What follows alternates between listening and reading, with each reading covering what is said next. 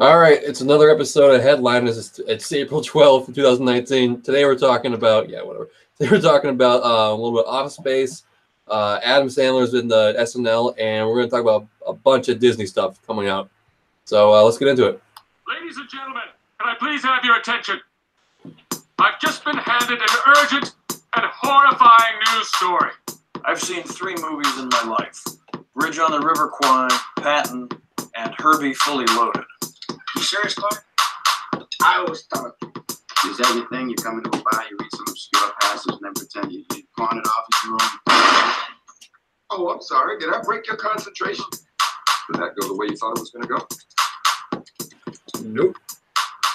Nope. All right. Last weekend's box office, April 5th through 7th. Opening up weekend, number one, Shazam! Exclamation point.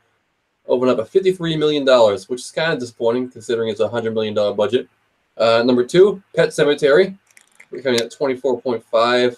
Third place is Dumbo, 18.2. Fourth is Us at 13.7. And in fifth place, right at the top 5, is Captain Marvel at 12.4. Just to mention it, the other new release, The Best of Enemies, the one with the KKK and the Black Lady. Yeah. 6th place. Nice. Like a distant 6th. So. But it made half its budget back already. Good for them. Yes. But I mean, it was like, so 5th place, Captain Marvel's 12.4 million. 6th place is Best of Enemies, 4.4. Yeah. And quickly, because I know we're never going to talk about Shazam on this podcast, but I saw it, and I feel like some of our listeners probably saw it. So I'm going to give a quick review on it. It was very mediocre, way too long. I'm rating it a 71 out of 100 and a 2 popcorn. 2 popcorn? Yes. The first 2 acts are so slow and so boring that, like, by the time it got to the fun act, like, the third act is legitimately good. I just didn't care anymore, though. I just wanted to be out of the theater. I didn't even stay for the post-credit scenes. And I always sit through the credits. That's a tough look because Shazam was supposed to be a popcorn movie. Yeah, I rate it in just out of the DCEU. I rate it just above Batman vs. Superman and below Man of Steel. I mean, that's obviously so it's like good. Right in the middle. Yeah, it's not good, but it's right in the middle of the DCEU. Looks awful. Well, that says you, but no, it looked you're awful. No, but that's you No, don't but have a good baseline. You don't like superhero movies. Yeah, but that's fine. I can look at the stills of Thor and be like, "Oh, that's a movie at least." Yeah, Captain Marvel with Brie Larson looked like a good movie. This looks awful. This looks like Jingle All the Way. Yeah, no, that's a great analogy. When I saw that the movie stills come out, I never heard of Shazam. I'm not that into those comic books, but I heard it was okay. I saw this guy with a big fucking yellow lightning bolt. I was like, "This is a joke, right?"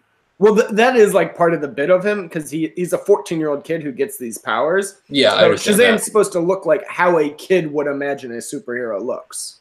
Yeah, but then which is why he looks like outrageous proportions. He's super big, has like a glowing lightning bolt. Yeah, but they said like wait till you see all done up in CG. It's gonna look so much better. And he doesn't look horrible in the movie. It's just the movie's boring. It's just a bad suit. It's a bad look. Yeah. That looks bad. It does. Okay, Jimmy, why don't you go listen to the headlines? There's big news. Adam McKay and Will Ferrell are separating, going separate ways. They've been a tandem forever and have made comedies for guys our age, like all our formative years. Like basically, yeah. They were like some people have the National Lampoon, like my dad might be National Lampoon or Jim Belushi, like Animal House. Like Will Ferrell, Adam McKay, that is there was our generation. And I think they've started to suck, so it's kind of maybe for the best that they go their separate ways. Well, they're aging out, I think. Well, I think this is because Adam McKay's he did Vice, he did Big Short, and so like he wants to lean more into his serious side. And the last movie they just did was Holmes and Watson, which looked like shit and was shit by all accounts. And so I think they're just like, well, clearly we don't have the magic anymore. Let's just call this quits. I think that was they have a lot of things that they have to do still, though. I think a couple projects they have to finish. But I mean, it's kind of wild. I read it and I was like, oh, wow. Because everyone wants I was a sequels. little sad over this. Adam McKay's been behind the camera. They met at Saturday Night Live, right? So I didn't know they got hired the same day. That's pretty cool. Yeah. So that's pretty cool. They made a lot of movies that I'm gonna love forever. Yeah. Did you like running down the list of things throughout the whole article was just like mind blowing. I mean, I always knew that they were part of it, but stacking them one on top of the other, it's just like that's Read it. beyond the career. Do you have it? I do. Okay, so Anchorman, Talladega Nights, Step Brothers, The Other Guys. Let's scroll down further here. Well, they also started Funny or Die, which is Yeah, massive hit. The Drunk website, Drunk History. All these spin-offs came from that. It's got an HBO Succession. show. Eastbound and Down, one of my all-time favorites. Zach, the Between Two Ferns. Yep. Scrolling some more. Oh, everyone's favorite, Daddy's Home. I actually didn't hate that. But that was kind of like on the back end. That's when they were slipping a little bit. Yeah, that was the start of their decline, I think. Yeah, I mean, I'm still trying to skim. They're Old all hitting school, I think, they're peppered everywhere, and it's just these guys are like extremely talented. And I'll be honest, I didn't know that they were Gary Sanchez. Yeah, that's the name of their production company is Gary Sanchez. I always saw the Gary Sanchez label, like that little logo comes up for movies. I didn't realize that was like Will Ferrell's and Adam McKay's thing. Pretty funny. Pretty funny name for just a production company. I wonder why they named it that. They probably thought it was funny. Yeah, I guess so. And then I think they had a different. When they formed this company, they were like our age. They were probably like, it's a stupid funny name. And then they had an offspring from that for an all-woman movie called Gloria Sanchez, which is equally funny. I love that. Yeah, these guys are talented. It's good that they're separating. I think they understand. They're really self-aware that they don't have their fastball anymore, and they're And I like that they're going to continue the projects that are like already in like Succession. They're not canceling that. They're going to continue to make it with HBO. And more importantly, they're going to continue to be friends. Yeah. You hate to see a friendship breakup over this, so that's good. So last headliners, I went down the list of everything Seth Rogen has coming out. Mm-hmm. Mm-hmm. I'm looking at Will Ferrell's right now. He's got a movie coming out called Downhill, which this is the plot line. It's a remake of a Swedish movie, but it says a family on a winter vacation is rattled in the aftermath of a diverted avalanche during which the father behaved cowardly. Okay. So it's like, okay, this might be really dumb. The cast isn't that bad. It's got Julia Louis-Dreyfus. It's got Zach Woods. And I don't know who Miranda Otto is. No idea. Oh, I know her face. Send it through the chat. It's called... Just her face, I mean. Let's look at Google. Miranda Otto. She's from 24. She's from Homeland. All right, anyway. Yeah, she's annoying. So what I'm excited about is this is a Nat Faxon and Jim Rash movie. And I love those two guys. Who are they? Jim Rash is the bald, skinny guy from Community. Oh. They made The Descendants with George Clooney, and they made The Way, Way Back, which is one of my favorite movies with Steve Carell. Mm-hmm. So I'm excited for this. He's really funny in Community. Really funny. Really. Yeah. That could be good. Yeah, and then the next one is Eurovision, which is a film based on the long-running international TV music competition, the Eurovision Song Contest. No idea what that is. Will Ferrell's the only one to be in it. And then listen to the title of this one, and it's an Adam McKay movie. The movie is called The 100-Year-Old Man Who Climbed Out the Window and Disappeared. I mean, I wonder we what like the the man who killed Hitler and then the Bigfoot, so I'm not going to judge it too hard on the title. It's based off a book by Jonas Johansson. Good writer. But all right, so they got some stuff that they still have to do. So yeah, they said lawyers would get involved to finish out the projects because I can imagine if your project is being headed by Gary Sanchez, you might have some doubts in their motivation at this point. Oh, the 100-Year-Old Man has a trailer. What? Oh. Is it just someone flipping through a book? No, it looks like a real trailer. Cool. actors and stuff. Well, Well, we're send gonna- it through so we can watch that later. Yeah, we'll have to check that out. I mean, we can Google it, Dave. I'm gonna forget to Google it. Okay. No, this isn't. Okay, so they made this movie in 2014, and they're doing their own version now. Weird. Okay, yeah, that's like really close to making a remake. Yeah, really close. Anyway, maybe that's a new thing. I just tell you an actor we like all their movies coming up. I mean, I like I don't that. hate it. Yeah, I like that. It's I educational. actually love doing that. Like I've been doing that for years. I can tell you're really natural at it. I would just go look. Like Jack Black and Will Ferrell, I would always look because they always had so much going on. Jack Black doesn't have a lot going on anymore, though. Okay, well, next one on the list. I had to add this, and we were originally going to talk about this more, but it's a book. There was an article article posted on The Ringer about Office Space. It's turning 20 this week. 20 years ago it came out, and it was weird for me because I was thinking a lot about this movie last night before even seeing this, and I think it was just up late and like just way off thinking. Did the main character in Office Space was he hypnotized the entire movie? Yeah. Does he ever like snap out of it? Is that the whole thing? Like this guy is just hypnotized, and that's why his life is getting better. And then sometime someone's going to snap his fingers, and he's going to snap back.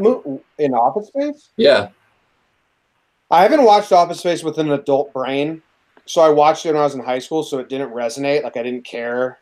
Oh, if you've ever worked in a corporate office, it's an amazing movie. Oh, I yeah. know. I didn't by the time I watched it. I need to rewatch it like now.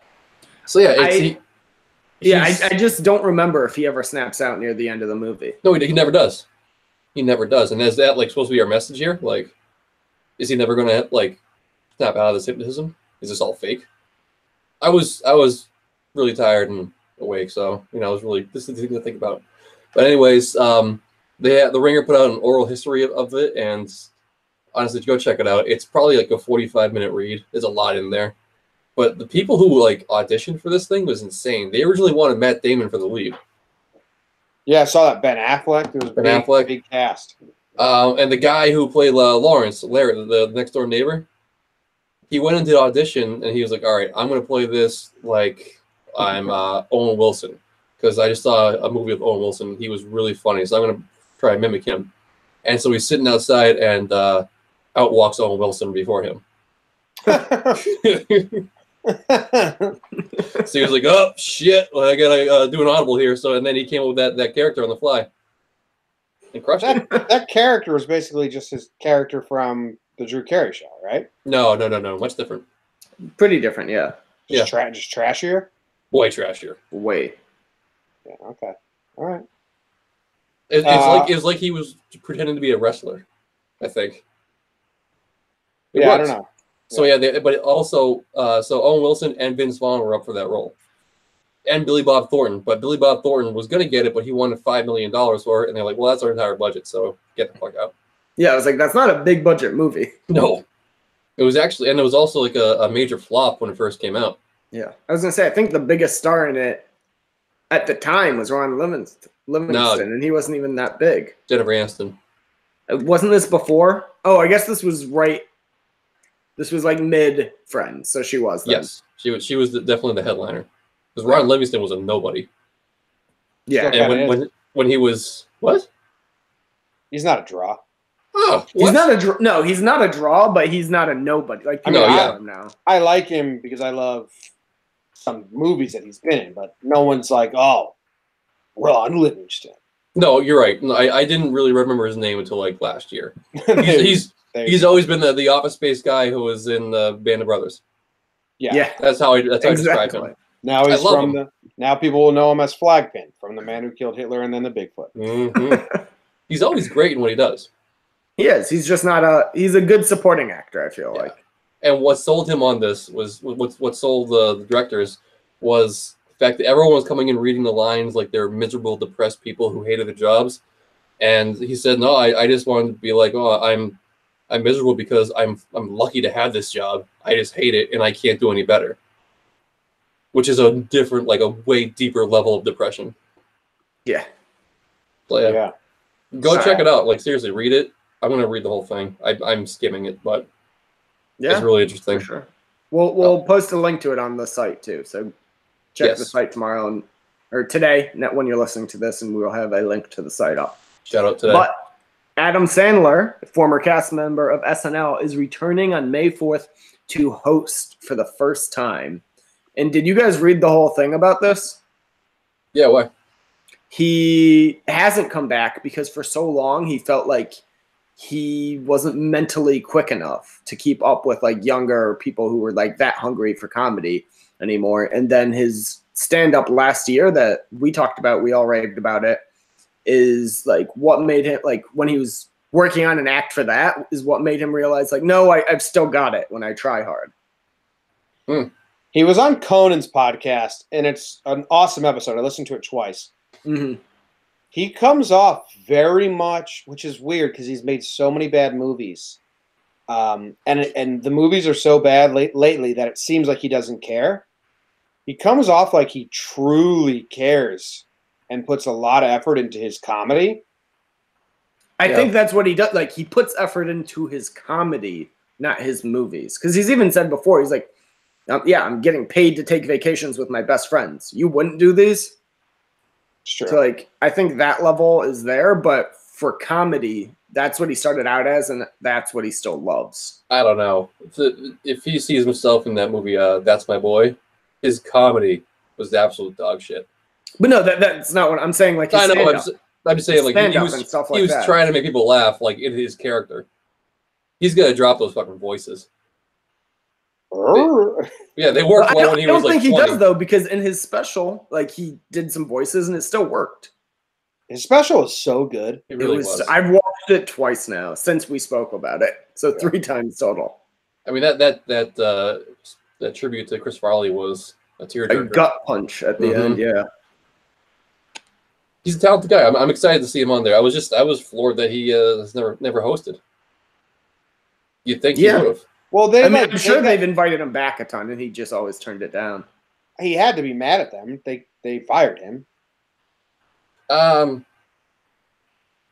feel like he was probably mad for like the first few years, and then he became so big and was busy, and it just didn't do it. And then he reached the point where he was like, "I'm not quick enough in comedy anymore." Wait, why did they fire him? Is because I thought he was too busy with his movies. They didn't have time, so they had. No, they fired that whole cast of that time.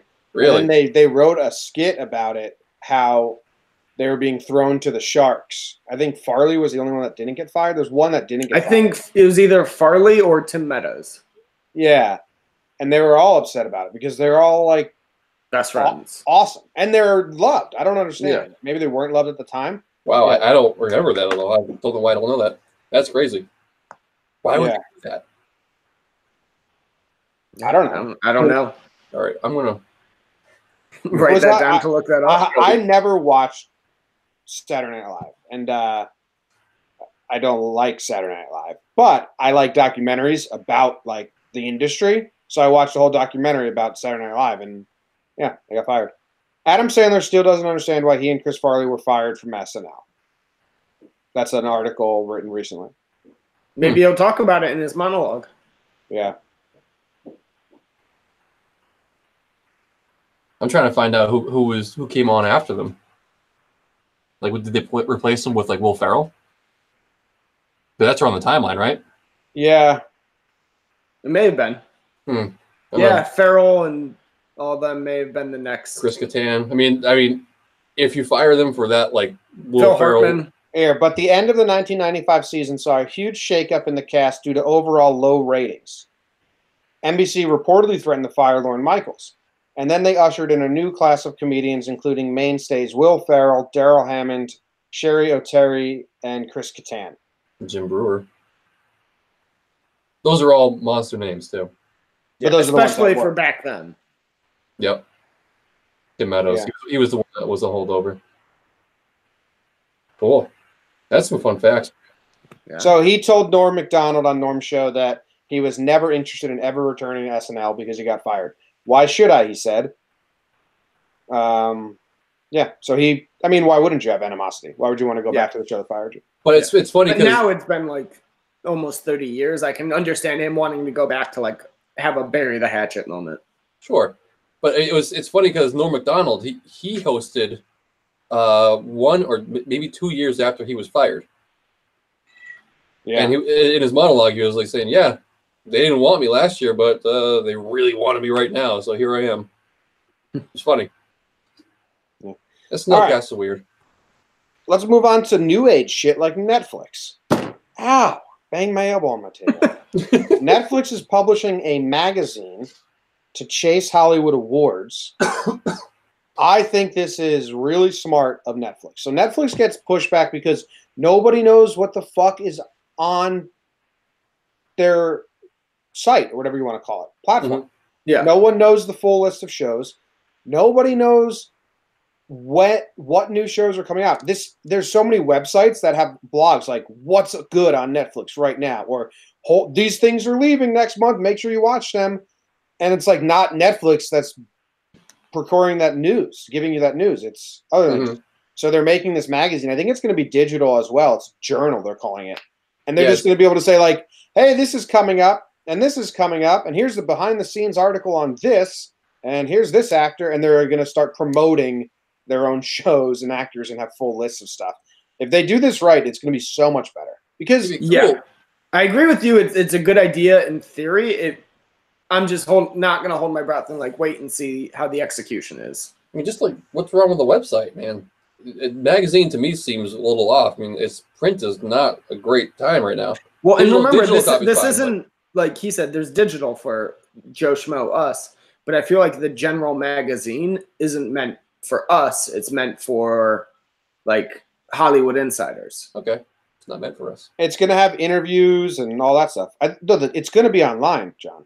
Oh no, I understand that, but like, I just didn't understand why they wouldn't do like just like a website. I mean, that's what it is. Well, why call it a magazine? Because it's also going to be a magazine. Okay.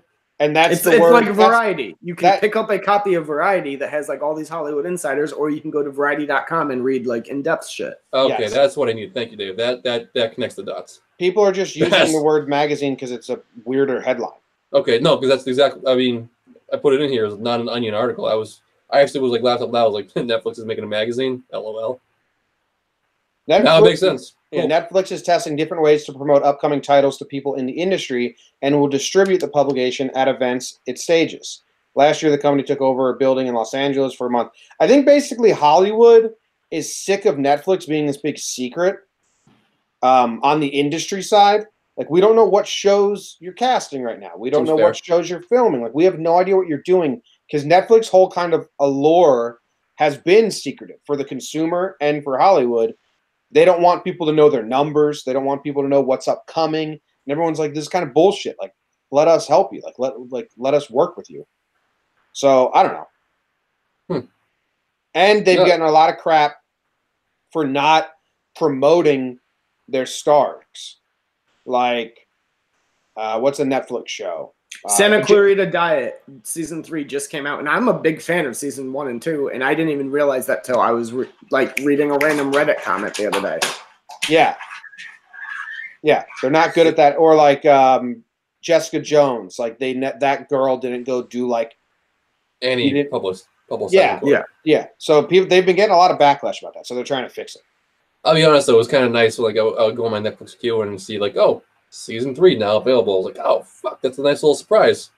Sometimes it's a nice surprise. Sometimes I just feel sandbagged. Like, what the fuck? Right. Yes. I hate I'll like open it up on like a Friday and be like, well, fuck, I have so much TV to watch now. Like, and what's not worse be is, able to catch up. What's worse is on Sunday, you're scrolling through your feed and see someone talk about like, oh man, the finale was amazing. Like, what the fuck? I didn't even know it was out. Yeah. What? This is a derailment that I'm going to do for you right now, and apologize, but I finished Cheers. Hey! About round time. of applause. Okay. It took 6 months. What shows are out right now? So I think I'm looking at it now like, okay, I need to watch AP Bio. I like that. I haven't watched any shows that have been airing. Barry. I need to watch that. Veep. Crashing. Veep. Veep would be a Cheers situation. I've never seen an episode, so I'd have to start. Well, you should watch that. But I know. Oh, you have to. You have to. Catastrophe. I want to watch that. Oh, Marvelous Miss Maisel. Already watched that. I have an app here that tells me what to watch. You still have that? but I haven't checked it in a long time. I haven't checked it since that guy told us about it like 2 years ago. I told you about it. That guy. Anyway, That guy. so Jimmy. what else is out right now? Game of Thrones this weekend. Yeah, I'm Yes. excited for that. Very. And there's so many Netflix shows I gotta watch and documentaries. Hey, did either of you guys watch the first episode of Traitors? No, I was going No. to. I forgot. I was so excited to. But I actually saw it right before we were recording. I was watching something with the girlfriend, and it came up, and I was like, "Fuck! I was supposed to watch that this week." I was going to watch it last night, but I had to go to work. It was terrible. Oh, I watched the first half of Unicorn Store. How is it? Okay. Told you it looked awful. Yeah, you're right. No, It was worth a look. yeah, it was worth a look, but it's too indie weirdo. What's happening? Dave, what the fuck?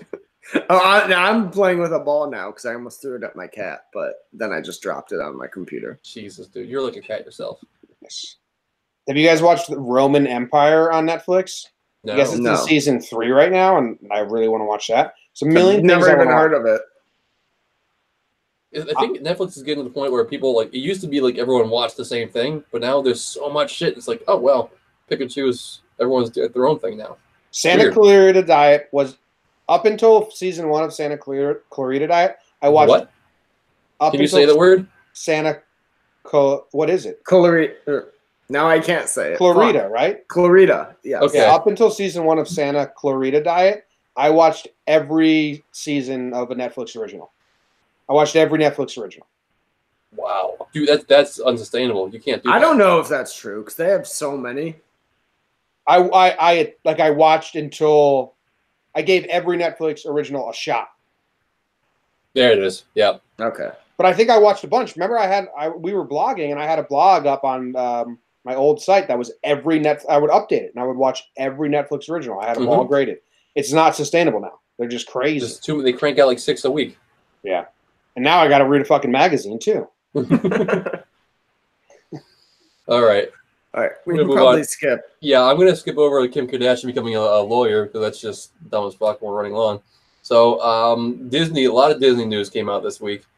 Dave, you want to talk about Disney Plus? This came out like literally a half hour ago. Yes. So this came out last night. If you're listening to it on Friday, they announced their streaming service. It is launching this November 12th.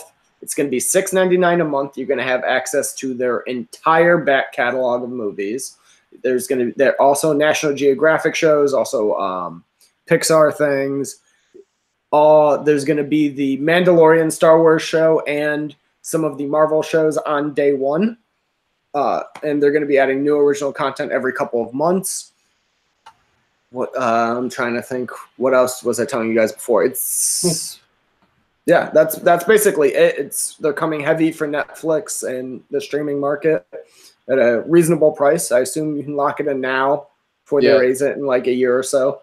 $7 is no joke. That's easy. Yeah.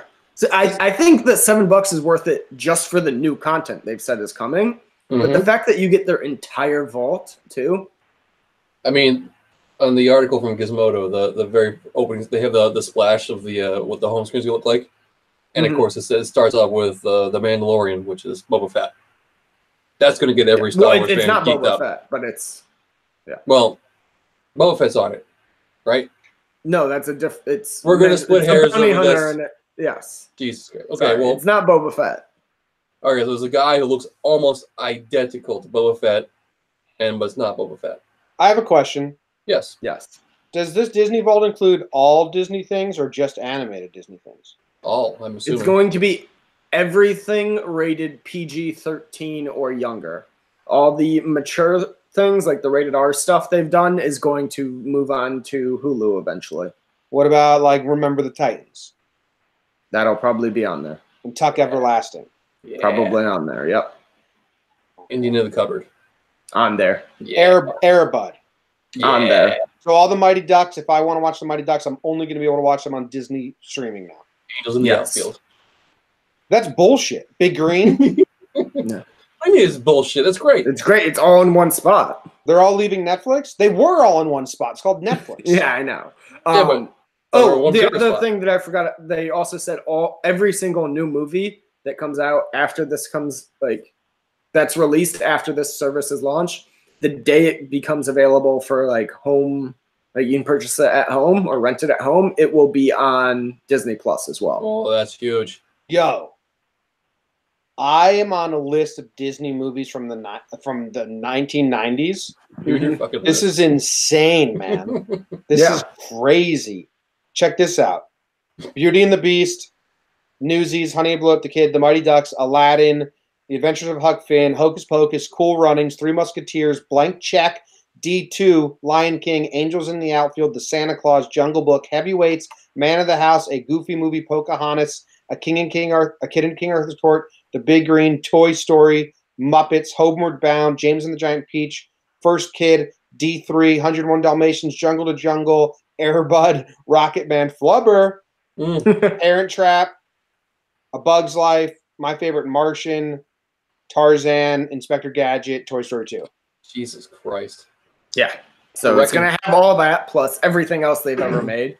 And like I said, they own National Geographic now, so all those documentaries are going to be on there. For $6.99 a month. That's nuts. You can't be upset about that, Jimmy. Yeah, I just have. How many accounts can share a password? They did say there's going to be multiple profiles. So there we go. Boom. Let's get a Six Pack Cinema profile. All right. I would be down to split like this big cost with you guys. All right, $2 each. We'll Venmo each other each week for each month. Yes. We can handle this. But speaking of The Lion King, did you guys see the latest trailer that came out this week?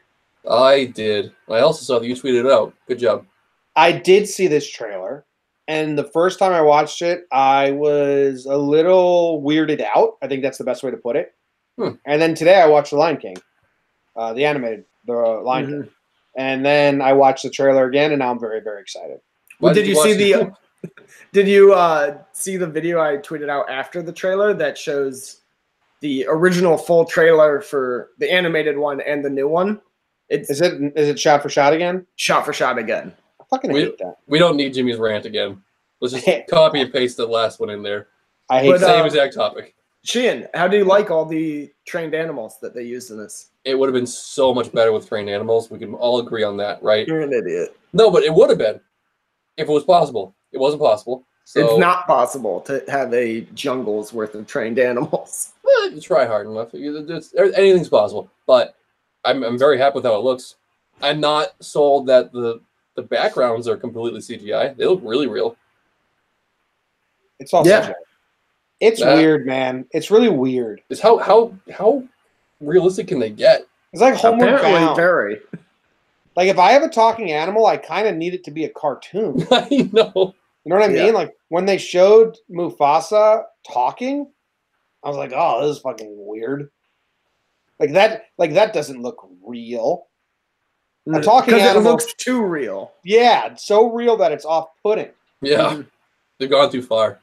I actually think that, but I'm excited about it. Lion King's a good movie. I was reading today, there are some industry insiders that think this could break $2 billion. The original Lion King is so good. Well, yeah, and this voice cast is also good. It's got Beyonce, which will drive a ton of ticket sales just because it's the Beehive. And the most important thing for movies, like to break all these records, is their runway. Like the weeks after, if there's anything, and it's coming out. I think the week after is the Quentin Tarantino movie, which is a completely different audience. But then there's nothing for like 2 months.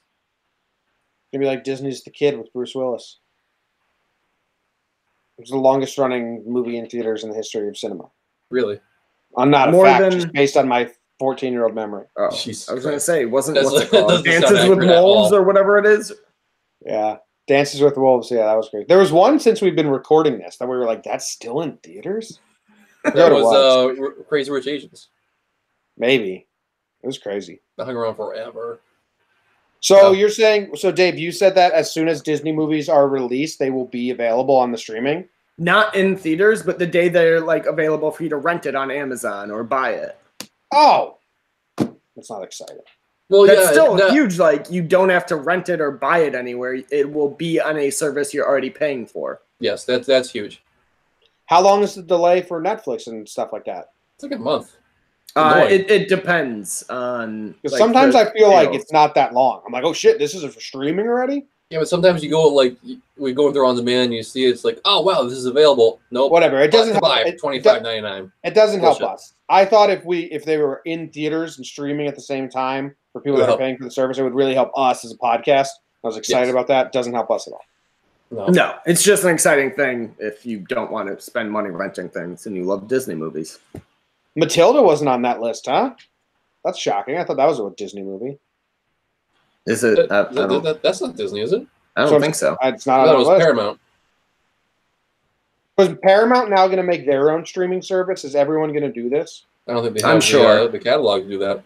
I'm sure everyone's going to try, but I think some will just fail, and then they'll realize they can make more money selling the rights to Netflix or Hulu or whoever. You don't think Paramount has the backlog? No, I'm sure they do, but not like Disney. Not only has Disney movies, but they absorb so much shit. Yeah, because Disney is a massive parent company. They have they're not going to be on this service. They'll probably all be on Hulu, but that all of Quentin Tarantino's movies were made by Miramax, which Disney owns. So eventually that will be on one of their 2 streaming services. Just sheer numbers. Paramount would be awesome if they did this. They got a lot of good titles. Adult movies. Yeah. Whoa. Anyone with kids should get Disney because those old Disney movies are better than fucking Baby Einstein shit. Oh, yeah. That's just the worst. Yeah. Baby Einstein's bizarre. I watched it for the first time. It's wild. Yeah. I watched it once a year or 2 ago or I guess it was 3 or 4 years ago now. It's with my niece, and it's very terrifying. It's like watching cult propaganda. It's weird. It is like watching cult propaganda. It's unbelievable. Because that's what it is. It's brainwashing babies in a good way. This is a barn. Understand that this is a barn. Mm-hmm. There's a million barns. Just saying the same word over and over again. They do the sign language too. And there's no sounds really be in the background, except for occasional boom, boom. Yo, when does Rocket Man come out? Oh. The Elton John movie. In a few months, I think. In June. The trailer was out so long ago. I don't know. Actually, you know what? We're going a little lengthy here today. That's fine. Wrap it up. Last thing was the Avengers are breaking all the ticketing records. Which is crazy. Yeah. The first thing is they broke the single-day ticket sales in record in 6 hours. And then I don't know if you guys saw this, but Endgame now has officially sold more pre-sale tickets than Avengers Infinity War, Aquaman, The Last Jedi, and Captain Marvel combined. Are we surprised? Are we supposed to be impressed or surprised? No, Jimmy, you're supposed to be impressed by that. This is more tickets than any movie has ever pre-sold ever. Combined. They've made 17 movies, and this is the final 22. One. This is if it wasn't the most sold, there's a problem. They put 2 decades into this. But I mean, at some point you have to wonder, how many seats are there available? Not enough. That's why they pre-sale them. It's crazy. Yeah, I'm not surprised. This is like if in 1980 Olympics the Soviets won. No one would be surprised. It's because they lost. People started talking about it. Jimmy, but I think you just don't realize how many have actually been yes, it should beat all the if it beat any of those individually, not surprised. Absolutely. The fact that it's all of those combined is astounding. I mean, this Game of Thrones season is going to break all the Game of Thrones records because it's the finale of Game of Thrones that people have been watching. But this isn't the end of the MCU. They have Spider-Man coming out in 2 months. But it's a climax or culmination. But it's not going to be like the climax of Deadwood, Sopranos, and The Wire combined. That's wild. I think it will. I think Game of Thrones won't do that. But add 4 more into that, and then you have. That's what he's saying. It's more than just Game of Thrones ending. It's if Game of Thrones, Sopranos, The Wire, Deadwood all ended at the same time and somehow combined their universes. Yeah, it would be if this didn't break records, that'd be a huge, colossal failure. Okay, all right, Mr. Can't Be Impressed. Go away. I'll We're be, gonna be I'll be impressed if something ousted. That when would be Dave sent me this in G chat on like Wednesday or Tuesday, and I'm protesting Dave on the internet because he's gonna send me a fucking spoiler, and I will not. Nothing I've sent you has been spoilers. Although I have. You told me you was like, hey, people on Reddit have figured out the plot. Link. Like, no, I said I think they have. I'm not gonna whatever. But anyways, I got that. I saw the headline. I was like, okay, cool. And I got up. I told like literally everyone in my queue. I was so excited about it. It was crazy. Because it's impressive. Because I got that article in a company-wide email because we represent like a ton of the actors. Because it's impressive. Yeah. Jimmy, he's yawning. You asshole. Literally yawning. All right, let's wrap this up. All right, so movies coming out this weekend.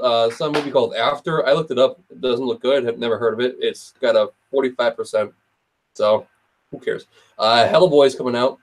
Little, another one I don't know. Missing Link. And then The Perfect Date on Netflix. Hellboy being trashed in reviews. It's at 9% right now. I feel so bad. Yeah, it's brutal. I mean, nobody deserves a 9%. Mother did.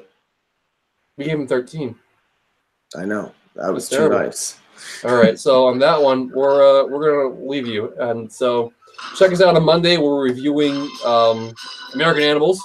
Like, share, subscribe to all your friends. Follow us at Six Pack Cinema at Instagram and Twitter. We'll see you on Monday.